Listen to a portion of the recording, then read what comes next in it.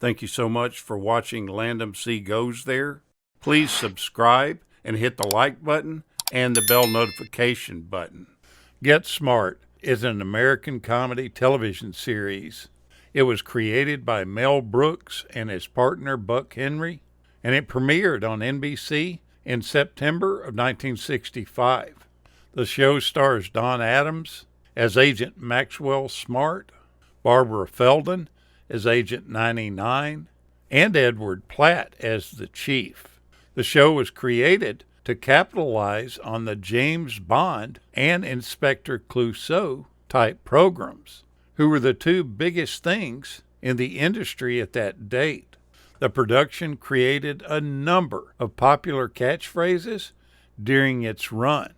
Included in that was "Sorry About That, Chief," "Good Thinking, 99," "Missed It by That Much," and "Would You Believe?" The premise centers on a bumbling secret agent, Maxwell Smart, and his unnamed female partner, Agent 99.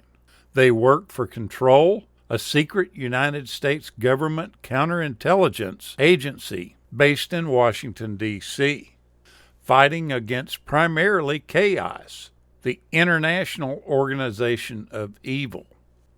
While Smart always succeeds in stopping Chaos, his incompetent nature and insistence on doing things by the book invariably causes complications. The enemies, world takeover plots, and gadgets seen in the show were a parody of the James Bond film franchise, and spoofs and parodies of other movies and TV shows also. We experience in one episode called Bronze Finger, which is a spoof on Goldfinger, where the villain reveals his metal thumb and Maxwell proclaims Bronze Thumb, to which Bronzefinger retorts, Bronze Finger. A thumb is also a finger. That pretty much sums up the show rather nicely.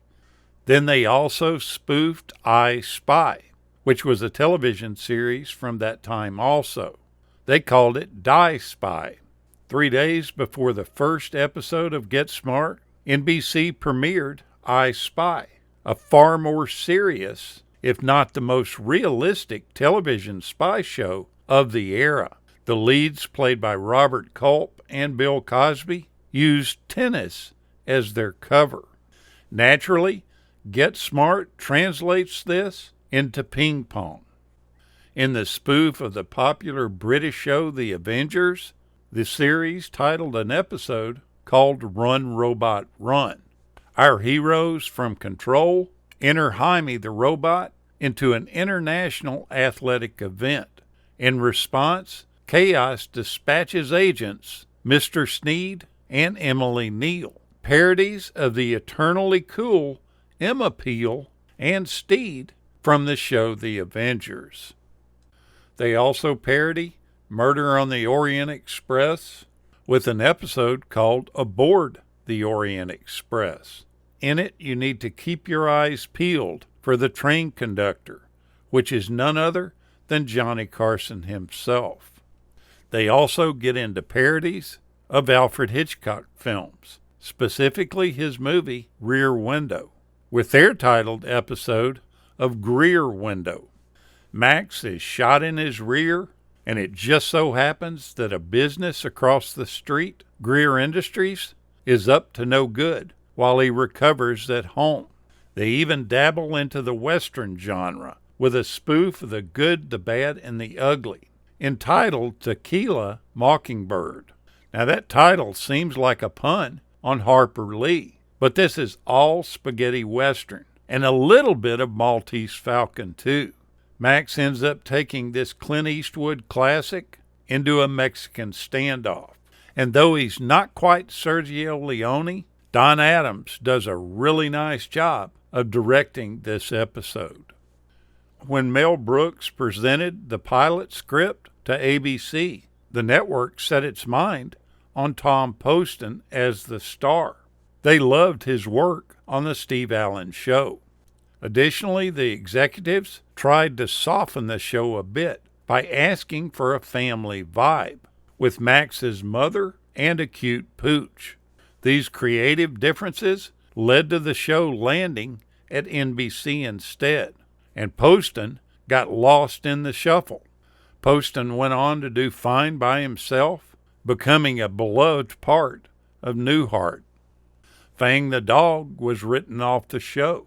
Mel Brooks did add the dog at the behest of the network, though they did name the hound Fang and gave him a shaggy, snarly look. That didn't stop the pooch from becoming a favorite of the show, but the animal proved just too difficult and expensive to direct, so he was written off the show in early season 2. It was originally rumored that Agent 99 was originally supposed to be named Agent 69, but that NBC censors deemed that too sexually suggestive. But Barbara Feldon herself says that these rumors were not true. Her character was originally to be named Agent 100 because she was 100%, but Buck Henry decided 99 sounded more feminine. Feldon initially was reluctant to commit to the series. She refused to sign a traditional 5-year contract and signed on for only 4 episodes. After filming the pilot, she agreed to commit to the series, but she signed a 3-year contract. After the 3rd season, she agreed to sign for 2 more years.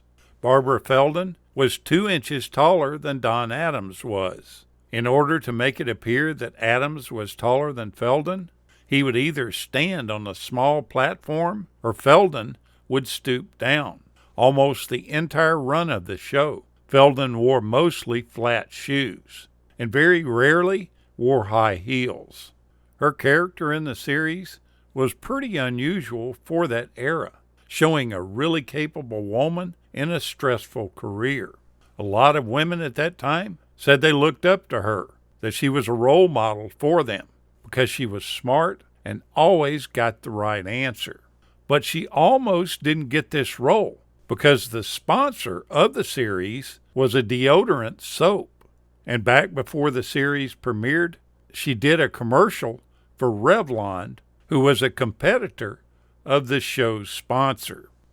If you want to get a quick laugh, go back and watch an episode of Get Smart.